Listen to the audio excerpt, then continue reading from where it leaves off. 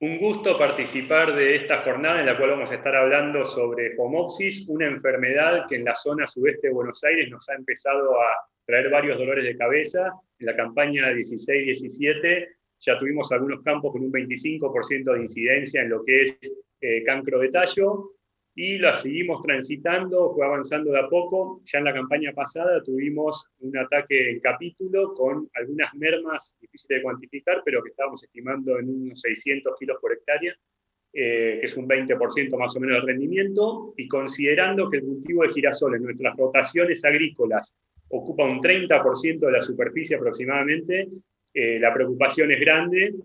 Entonces, gracias a Sahir vamos a tener estas entrevistas de las cuales vamos a poder hablar con diferentes especialistas que nos van a ayudar a entender la enfermedad y qué es lo que puede seguir pasando de ahora en más.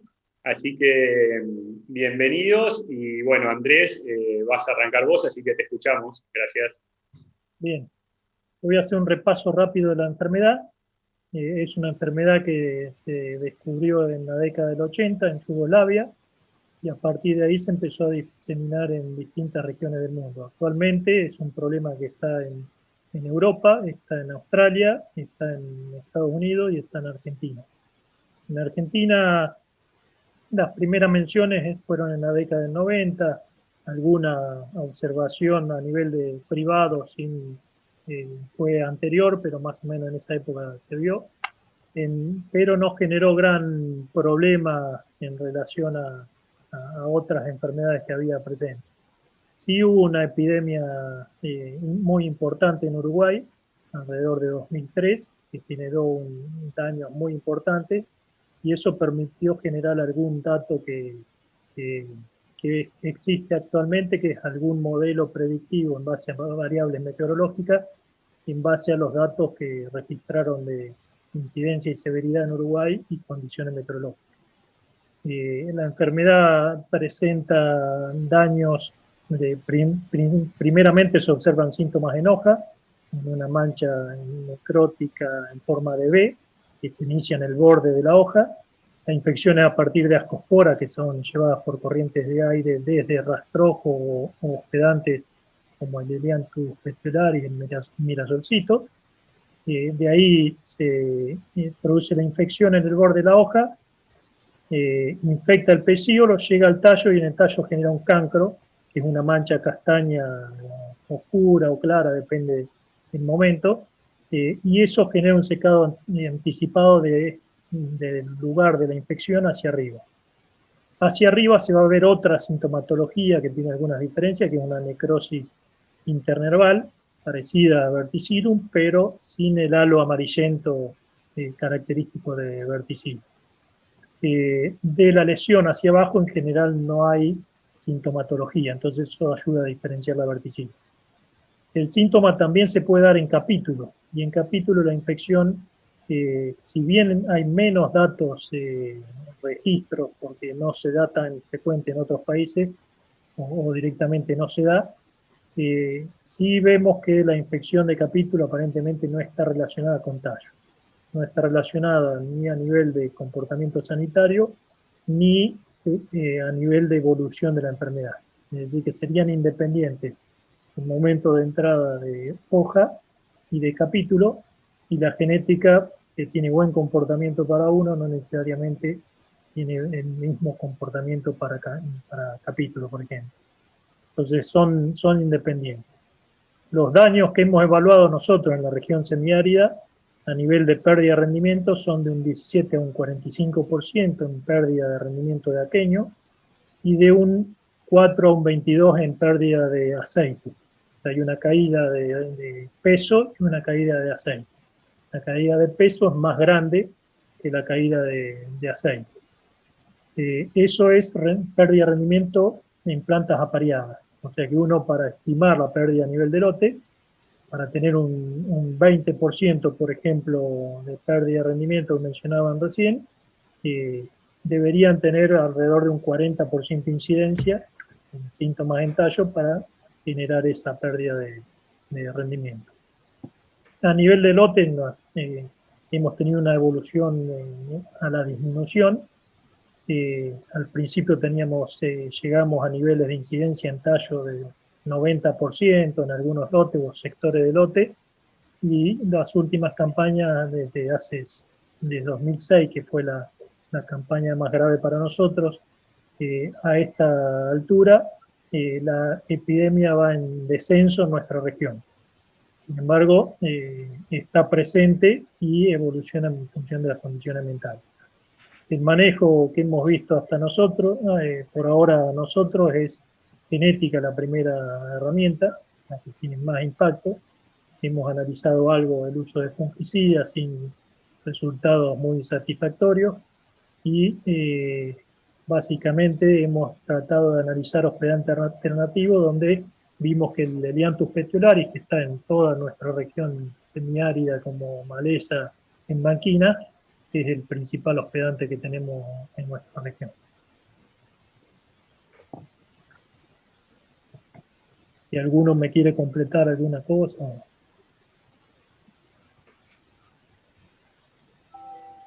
Bueno, gracias Andrés. Florencia, ¿siguen ustedes? Dale. ¿Vos querés poner? Bueno, hay varios puntos que me parece importantes aclarar antes de iniciar una explicación o el desarrollo. Como mencionó Andrés recién, o sea, estamos hablando de dos enfermedades, ¿no? El cancro del tallo y por otro lado la podredumbre del capítulo de girasol, producidas por el mismo patógeno, en principio, que es Diaporte elianthi, pero no obstante, hace un tiempo que ya, en lo que respecta a nosotros, yo particularmente desde mi trabajo de tesis, hemos estudiado la aparición de nuevas especies que producen esta enfermedad o que podrían ser causantes de esta enfermedad, ¿sí? Algunas, o sea, dentro de las más relevantes está Diaporte gulliae y Diaporte caulívora. Diaporte gulliae ha sido ampliamente citada en Estados Unidos y en Australia, y caulívora también es muy conocida por todos nosotros porque produce el cancro del tallo de la soja. Pero lo importante a recalcar de esto, de que haya otras especies que producen las enfermedades, es que la que más predomina en nuestra zona, yo estoy hablando de más de un 95%, es, por lo menos en lo que a nuestros análisis respecta, ¿no? Diaporte elianthi, ¿sí? O sea que, si bien existen otras especies que pueden producir estas enfermedades, predomina o prevalece Diaporte elianthi, que es la ampliamente conocida por todos desde hace muchísimos años como agente causal. Pero bueno, no obstante es importante saber que hay otras que pueden aumentar, quizás hoy no, pero en unos años sí su prevalencia, y bueno, y eso es importante tenerlo en cuenta. Ahora bien, en cuanto al patógeno en sí, para que ocurra el desarrollo de la enfermedad, hay varios puntos claves. Sabemos bien que el patógeno está, que el inóculo está, por lo menos en lo que respecta a la red SABE, a la red de sanidad vegetal de INTA, de esta zona del sudeste, está registrado ya hace, bueno, desde el año 2015-16, la podredumbre del capítulo, y creo que un poco antes el cancro del tallo, desde 2013 creo. O sea que el inóculo en la zona está, y la pregunta es, bueno, ¿qué es lo que ocurrió o qué es lo que hace que en un año tengamos mayor prevalencia de la enfermedad? Bueno, se ha dado la enfermedad año tras año, pero quizás la prevalencia de la incidencia era baja y por eso uno no hacía foco en eso. Ha aumentado la prevalencia y, como digo, el inóculo está, pero ¿cuáles son las condiciones que se dan para que ese inóculo sea capaz de infectar el cultivo en una etapa u en otra para dar una u otra enfermedad? ¿Sí? Si el cultivo lo infectó en estado vegetativo, va a originar entonces el cancro. Si el cultivo lo infectó en un estadio más avanzado, ya a botón o llegado a R5, va a originar luego lo que es la podredumbre del capítulo, ¿sí? En cuanto bueno, al desarrollo de la enfermedad, lo importante es identificar las etapas, porque ¿qué hace que haya infección o no? Bueno, esta enfermedad produce, como bien dijo Andrés, el inóculo primario son las ascosporas, que provienen de peritecios, que están en los restos, en los rastrojos de girasol, de cultivos previos. Entonces, qué importante eso, ¿no? Porque eso va a ser lo que uno podría llegar a manejar a la hora de decir, bueno, reducir el inóculo primario, que es lo más importante para controlar esta enfermedad, en principio. Pero la clave está en la humedad relativa ambiente, en las precipitaciones que ocurrieron, en los días con precipitaciones, la cantidad que llovió, si es en abundancia o no, puede ser también en la amplitud térmica que se haya registrado, bueno, las condiciones del microclima, o sea, en el ambiente, en la canopia del cultivo. Bueno, todo eso va a originar que se produzca o no ascosporas mediante la producción de peritecios, que estos peritecios maduran, eclosionan, originan las ascosporas, importante, con humedad relativa mayor al 85% y una temperatura relativamente baja, 18-20 grados. Una vez que esas ascosporas están disponibles, no es suficiente, sino que además tiene que ocurrir otras cosas como viento, lluvia, que haga que ocurra la dispersión de ese inóculo, y de ese modo llega a la planta. Y una vez que llegó a la planta y logró infectar, que como bien dijo Andrés, ocurre mediante la hoja o sea, por la acumulación de agua en la punta del ápice de la hoja, que ocurra la infección y se desarrolle la enfermedad. Y para esto, bueno, necesitamos también humedad relativa alta, de mayor a 90%, y una temperatura entre 20 y 24 grados. Que eso quizás son condiciones que sí, que comúnmente se pueden dar en nuestra zona, pero bueno, dependerá del año, en qué momento se dio la lluvia y qué fue lo que originó. Por eso quizás el último año vimos que hubo, repito, en esta zona, menos cantidad de cancro del tallo y por ahí más podredumbre del capítulo. Y por último quería mencionar que no me quiero olvidar de esto, hay otro patógeno que produce la podredumbre del capítulo, que hay varios en realidad, pero bueno, uno de los más importantes que fue en este último año es Rhizopus. Entonces es muy común que se puedan confundir las sintomatologías y asociar todo a la podredumbre del capítulo por de aporte, y no es así. Eso es muy difícil de identificar realmente porque la sintomatología es prácticamente la misma, inclusive a nivel, bueno, se podría hacer claro a nivel de laboratorio, y bueno, identificar si es uno u otro el que produce la pudrición, pero bueno, es difícil a nivel de campo. Entonces es importante destacar que no hay que, digamos, meter todo en la misma bolsa, sino que hay que saber, digamos, diferenciar entre si fue producido por deporte o no, bueno, y qué especies estuvieron en juego. O sea, es muy compleja la enfermedad desde muchos puntos de vista. Pero bueno, no sé si... ¿Te falta algo?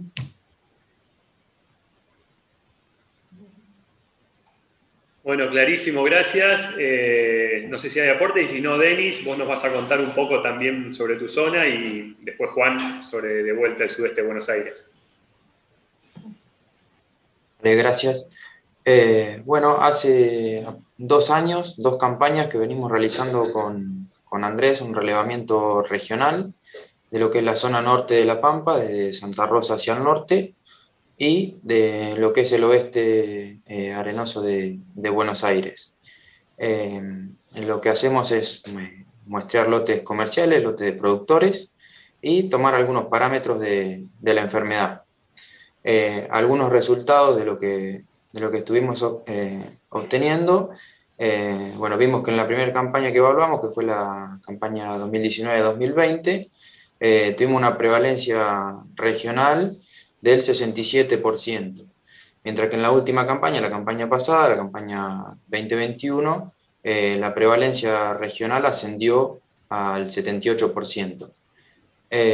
También lo que encontramos la campaña pasada fue mayor presencia de lotes con incidencia mayor al 40%, y lotes con incidencias del 80% en pudrición de capítulo. La zona más afectada que encontramos el año pasado dentro de nuestro relevamiento estuvo implicada entre las localidades de Saliqueló y Casbah, en provincia de Buenos Aires. Un dato a destacar dentro de nuestro relevamiento, de nuestro muestreo, fue que no necesariamente las plantas que tienen cancro en tallo lo van a tener en capítulo o viceversa. Sí, siempre encontramos un porcentaje menor de plantas que tienen tanto cancro en tallo como pudrición en capítulo, pero esto no siempre es así.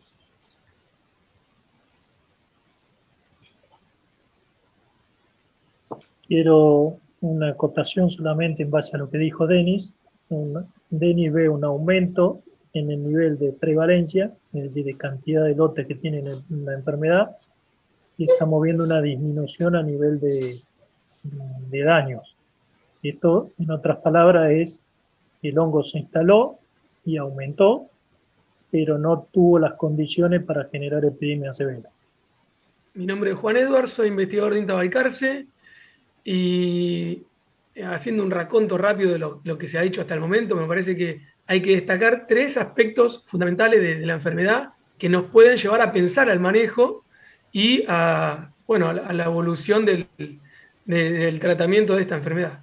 Por empezar, como bien dijeron, es una enfermedad regional, o sea, tiene una envergadura más allá del lote de producción, por lo tanto, pensar que esas ascosporas que Florencia recién mencionaba tienen una capacidad de dispersión de mediana a larga distancia, no tanto como unas rollas, claro, pero sí lotes sin historia de la enfermedad pueden tenerlo. Por lo tanto, ahí ya vamos armando un poco la cabeza para el manejo.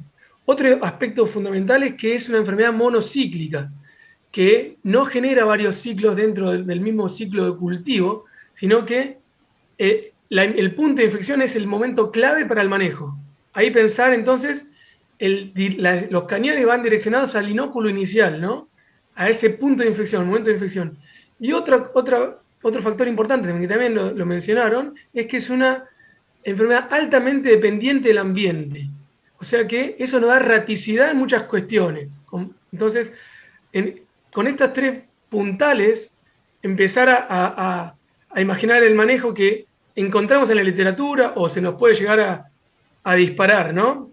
Por empezar, la localización de los lotes, imaginando, por ejemplo, semilleros, que sí o sí tienen que regar. Entonces, ahí ya tenemos un punto en contra que vamos a generar el ambiente, vamos a forzar el ambiente en un semillero. Y ahí sería, capaz que sería indicable que piensen dónde van a instalar los lotes de producción de semilla, porque eso, aparte de disminuir importantemente el rendimiento de la producción de semillas de híbridos, van a generar una fuente de inóculo para toda la zona. Entonces, bueno, ahí estaría muy interesante que tengan en mente esa ubicación del lote semillero. En respecto a esta regional también, bueno, como decía Florencia, se venía registrando un avance de la frontera, digamos, desde el oeste, del oeste de Buenos Aires, norte de Buenos Aires, este de La Pampa, para nuestra región sudeste. Este año lo vimos con un epicentro en Necochea, probablemente, no tanto para Balcarce, Mar del Plata, Tandil, Madariaga. Ahí la prevalencia fue mucho menor a lo que fue Necochea, Energía, donde la prevalencia fue casi cercana al 90-100%. Entonces ahí tenemos también esa cuestión del avance de la frontera y de la instalación del inóculo.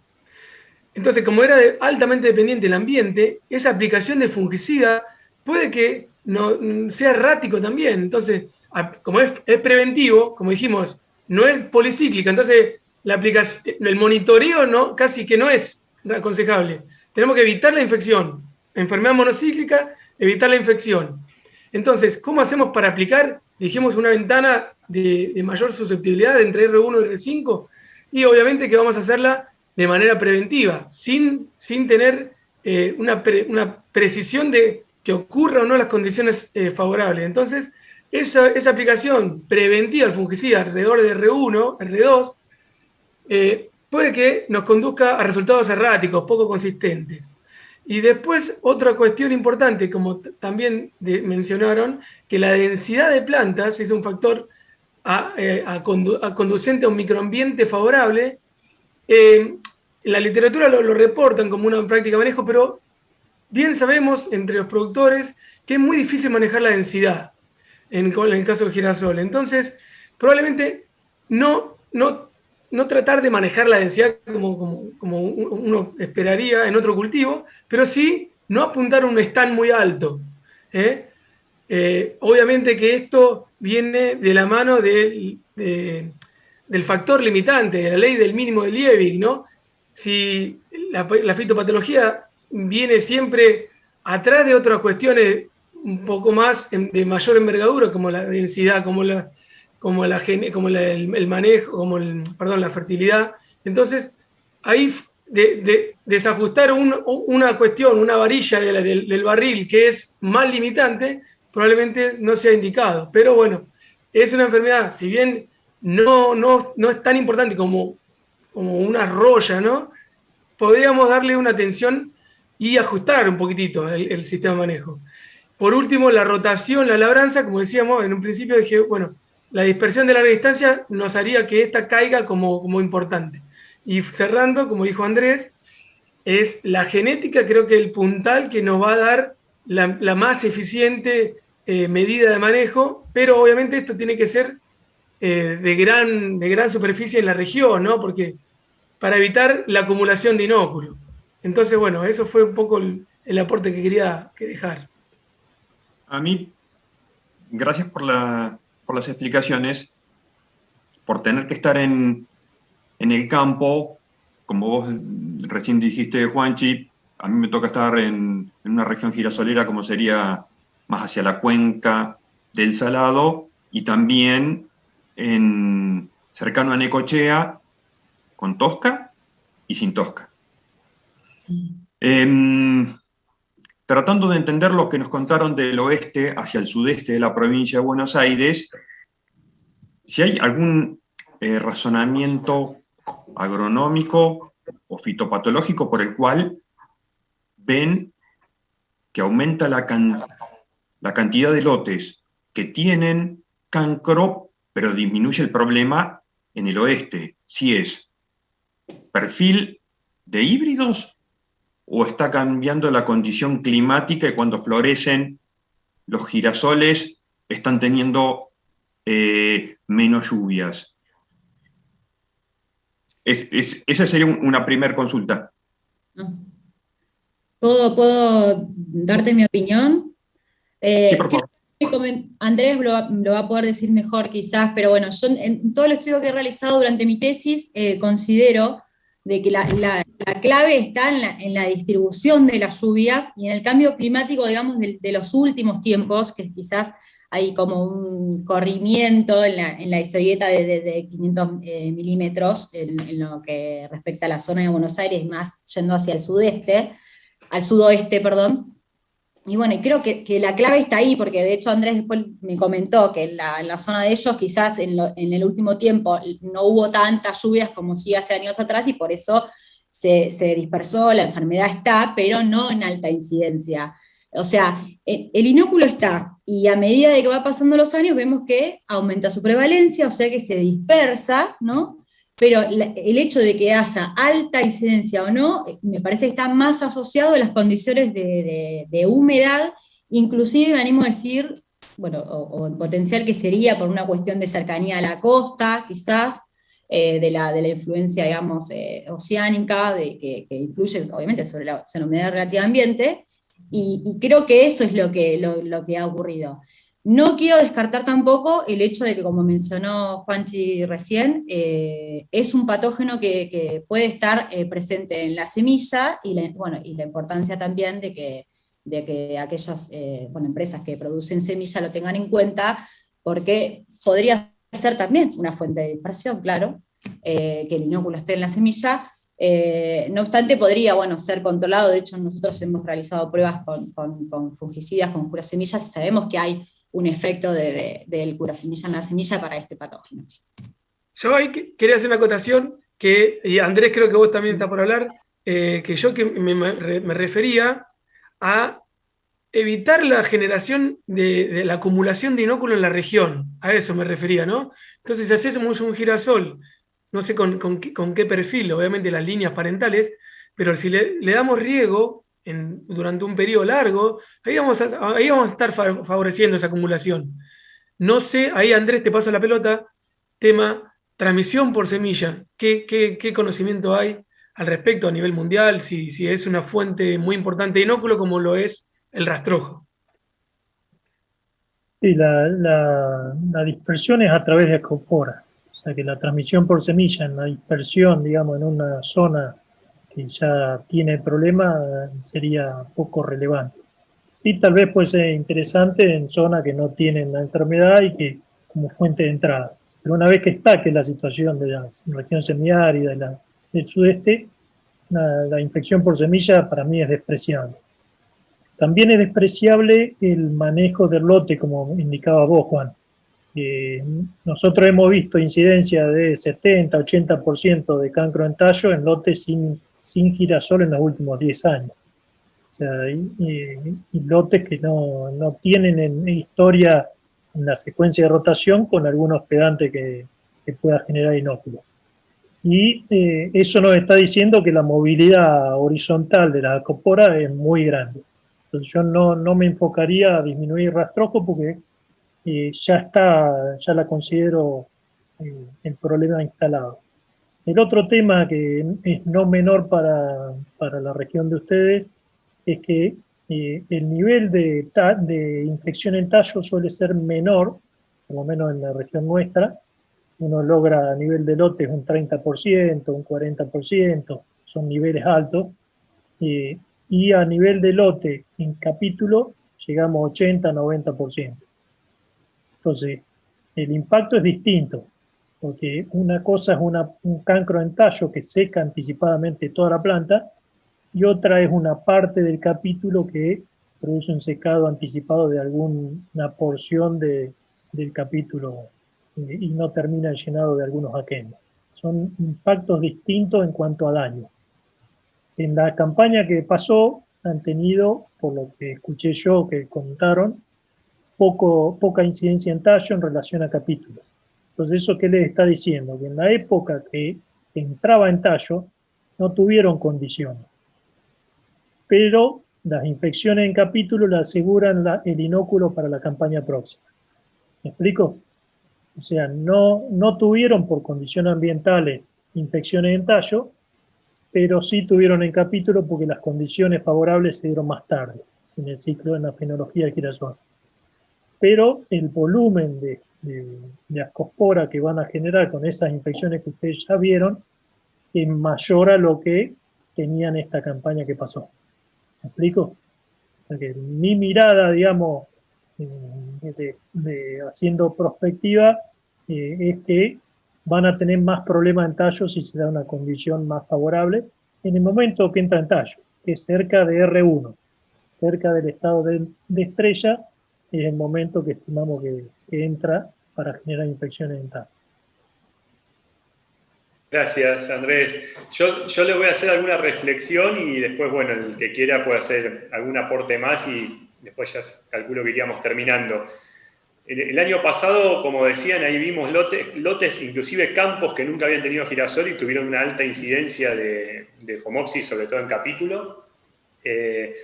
Y lo peor que nos pasó es que teníamos siembras del 1 de octubre al 20 de noviembre, por el tema este de las condiciones tan específicas que necesita de repente, del 1 de octubre al 20 de noviembre todos tenían Phomopsis en capítulo, prácticamente todos los lotes en la zona de Necochea, algunos más que otros, y sobre todo lo que vimos es que la merma de rendimiento, cuando empezamos a ver los síntomas en R7 era alta, o sea, se veían los capítulos muy afectados, y en otros empezamos a ver las infecciones en R9 y ahí era como que estaba el síntoma, pero no nos trajo merma de rendimiento, ¿no? Entonces, bueno, eso es algo interesante, inclusive para que se den una idea de nuestra preocupación. Hay lotes que pasaron de girasol a otro cultivo en campos que están teniendo problemas desde hace 4 años, antes de tallo y ahora se sumó el capítulo, y estamos pensando qué va a pasar si esto sigue así, probablemente de achicar superficie de girasol y aumentar de girasol de segunda, como para escapar un poco más de ese ciclo.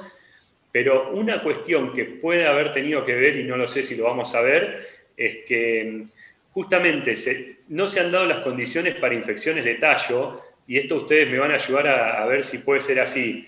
Entonces, esas ascosporas no se produjeron al principio, y después se dieron las condiciones, y probablemente esas condiciones, cuando se den más escalonadas, vayan apareciendo las ascosporas antes, y si no se dieron antes, si se dieron las condiciones en floración, entre R2 y R5, por ejemplo, hasta floración, entonces por eso la fuente de inóculo haya sido más explosiva y por eso tanto problema de capítulo. No sé si puede pasar eso o no. Sí, claro que sí, es así. Sí, sí, sí, seguro. Eh, me parece que es eso. Yo, por lo menos, según lo que he estudiado, he leído acerca de la dinámica de producción del inóculo, o sea, se sabe que en un principio, a partir de noviembre, digamos, bueno, ya desde la siembra del cultivo, vamos a tener, digamos, un cupo, ¿no?, de peritecios que están disponibles. Bueno, esa cantidad, a medida que transcurren los meses durante el cultivo, se va a ir agotando, o sea, se va a ir, según las condiciones que existan, se van a ir produciendo, ¿no?, y se van a ir agotando. Entonces, por eso estaría asociado, digamos, mayor enfermedad, por lo menos como es para podredumbre del capítulo, con las primeras épocas de siembra. ¿Por qué? Porque agarran, digamos, todas esas primeras liberaciones de ascosporas y no las últimas, que tienen como más periodo vegetativo. Me explico, quizás yo tengo algún gráfico que, bueno, no sé si hubiera tiempo para compartirlo, sería un poco más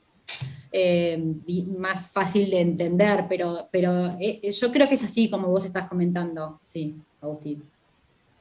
A nivel regional, dos consultas. Esto, según el expertise, cada uno aportará. A nivel regional, ¿se puede decir que ya hay uniformidad en el perfil de híbridos sembrados? ¿Vamos a tener más o menos Phomopsis? O sea, que nos estemos haciendo una analogía que quizás no sea correcta de variedades de trigo que cuando aumenta mucho la superficie de una determinada variedad que tiene un perfil sanitario, si se dan las condiciones, tenemos más desarrollo de enfermedad. No sé si eso es extrapolable a girasol o no. Y lo otro es, por lo que dijiste, Florencia, mencionaste Phomopsis y otros patógenos. ¿Puede ser que haya una raza o en la terminología fitopatológica que esté cambiando y no sé cuán rápido, o sea, no sé si es fácil determinarlo y cuán rápido mejorar ante un cambio del patógeno? No. Hay sí varias especies que producen estas enfermedades, pero no, el patógeno es siempre el mismo. Y bueno, no sé, por ahí, Denis, podés acotar algo. Razas no, estamos hablando de diferentes especies.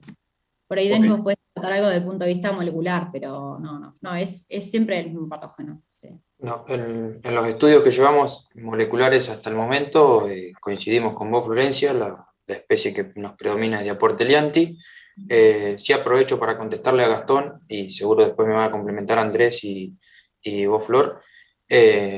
Yo creo que una parte de la respuesta a tu pregunta respecto de lo regional es que como la enfermedad comenzó un tiempo antes en nuestra región, la historia del uso de los híbridos ha ido cambiando y quizás los más susceptibles se dejaron de usar antes en nuestra región respecto de la región de los chicos, que es algo potencial, pero que puede ser una explicación al progreso de la enfermedad. Sí, a nivel acá hubo un recambio de híbridos, pero se mantiene los comportamientos. No hemos visto, como sí se ve en trigo, fiebre de resistencia brusco. Sí, algún aumento en los más de mejor comportamiento, pero todavía siguen siendo destacados. O sea, no vemos un panorama tan dinámico en esto de 2016 hasta ahora, de variación importante en la dinámica de la enfermedad en relación a la genética disponible. Sí, y vemos coincidencia en lo que nosotros acá identificamos como el mejor comportamiento con lo que ha sucedido en la campaña pasada en el sudeste. ¿Me permiten acotar algo que me parece que es bueno o importante de saber? Hemos realizado nosotros investigaciones, o sea, inoculaciones artificiales otorgando, digamos, una alta presión de enfermedad o de inóculo, ¿no? Como condiciones que hasta podría decir que no existirían en la naturaleza por lo agresivo, ¿no? Y hemos visto en un set de materiales, en un set de híbridos, que hay variabilidad, o sea que se cuenta con híbridos que tienen alta tolerancia, y que quizás son esos que mencionaba Agustín, en los cuales en R9 recién comienzan a tener una lesión. Y lo bueno es que en esos materiales las mermas de rendimiento que hemos evaluado nosotros son bajas, son valores, no sé si tengo acá, pero son valores bajos como del 6% en peso de 1000, o sea, son 1% en aceite, son valores bajos. O sea que hay variabilidad y creo que se puede trabajar en eso. No es que no tengamos con qué pelearla, ¿no?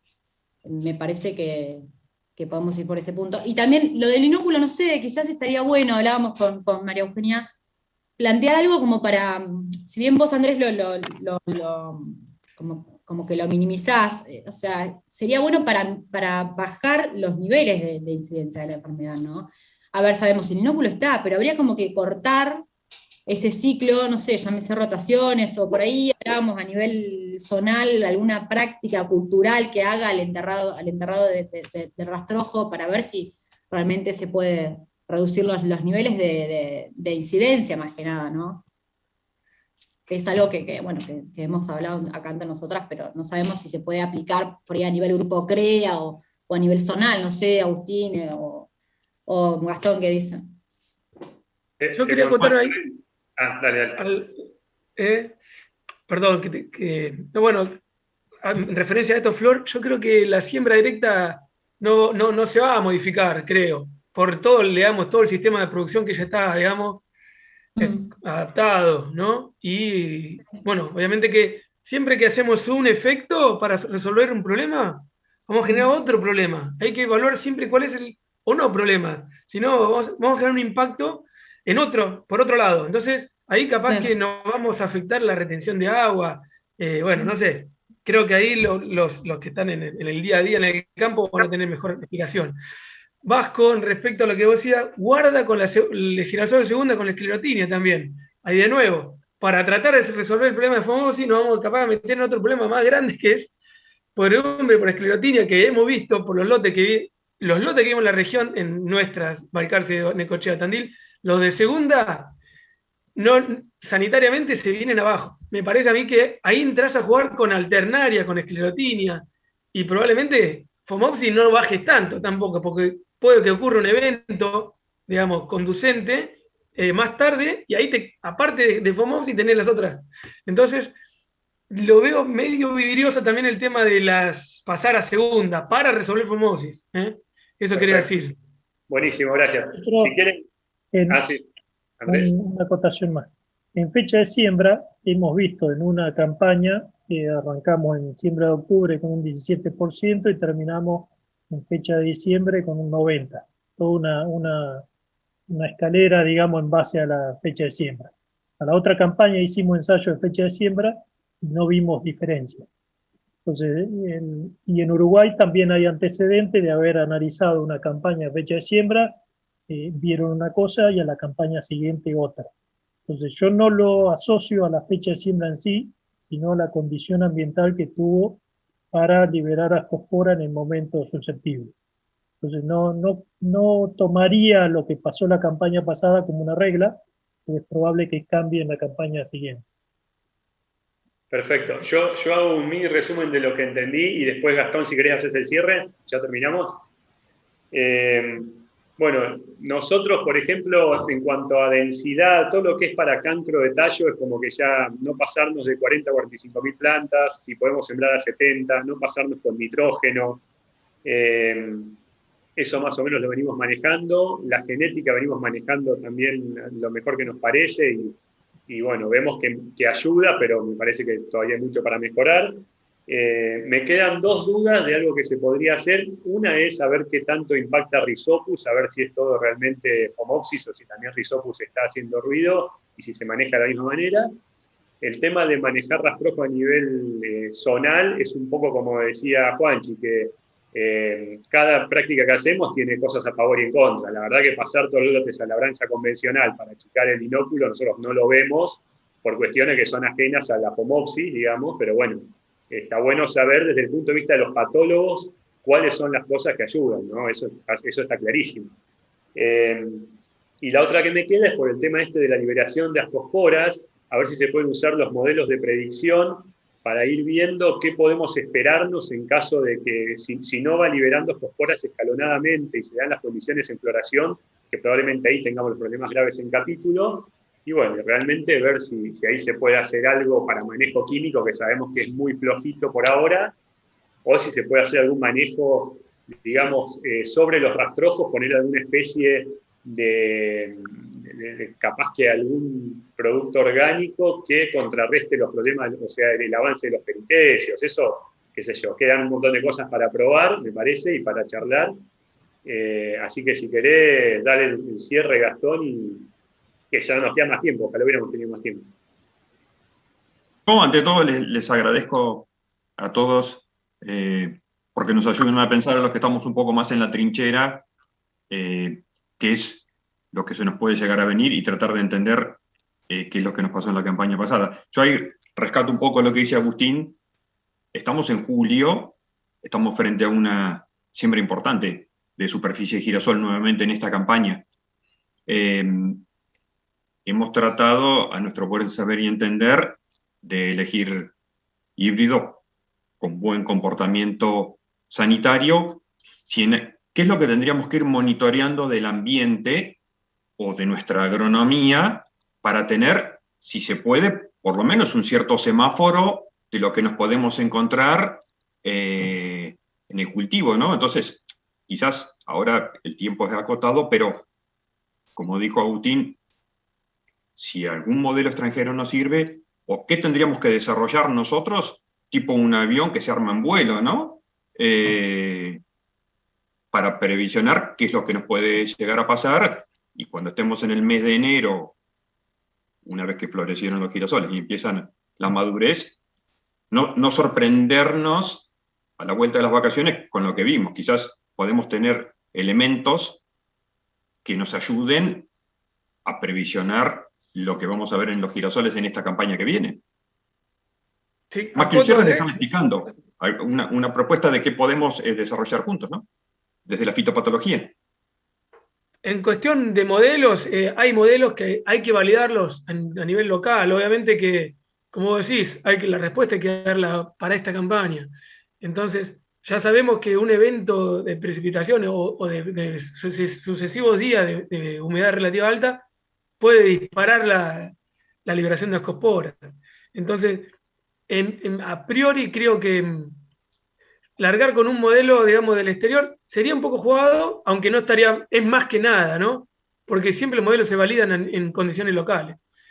Me parece que ese trabajo nuestro, Andrés, de las instituciones gubernamentales, de poner a punto esos modelos, y bueno, obviamente que es un trabajo, una línea urgente a abordar. Te paso, Andrés. O sea, yo no iría a mirar el modelo francés, sino iría a mirar el modelo que desarrolló Moschini con Malvina Martínez y Silvina Stewart con datos de Uruguay. O sea, fue un equipo uruguayo-argentino con datos de Uruguay que desarrolló un modelo más ajustado a lo que tenemos cerca, digamos. Ese modelo tiene en cuenta precipitaciones no grandes, menores a 27 milímetros, o sea, desde 2 milímetros, algo así, a 27. Si son muy superiores a eso, no son favorables. Tiene en cuenta humedad relativa alta, eso coincide con el modelo francés. El francés tiene un límite de temperatura donde empieza a ser perjudicial, en este no tiene. Y lo que tiene es una baja amplitud térmica como variable favorable a la enfermedad. Entonces, si uno mirara, digamos, a nivel de una región de ustedes, qué condición o qué zona debería tener más problemas, es la que tiene más humedad relativa, menos amplitud térmica, y en cada evento de lluvia, aunque sea de 2 milímetros, ya genera una liberación de ascosporas si hay horas de mojado para que esas ascosporas generen infección. O sea, lo que necesita es una lluvia, aunque sea de 2 milímetros, muy poquito, y después condición de humedad relativa alta, para que esas ascosporas puedan generar infección en la hoja. Entonces, esa condición, lo lógico es que esté más cerca del mar por la influencia oceánica.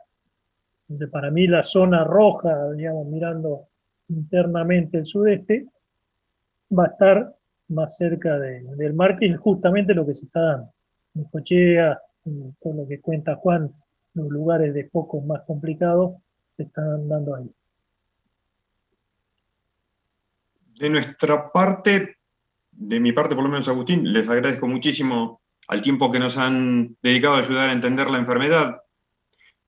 Sí, digo que estaría lindo poder ver con este modelo que nos propones, Andrés, qué pasó en la campaña pasada, si tuviéramos información local para ver por qué en la zona de Madariaga, con las lluvias, tuvimos lluvias muy importantes, y me aclara bastante lo que estás diciendo, y no hubo Phomopsis de capítulo respecto a lo que pasó en Necochea, que tuvimos periodos más puntuales de lluvia, pero de menor cantidad de milímetros, que en la zona de Madariaga o más de la cuenca del Salado.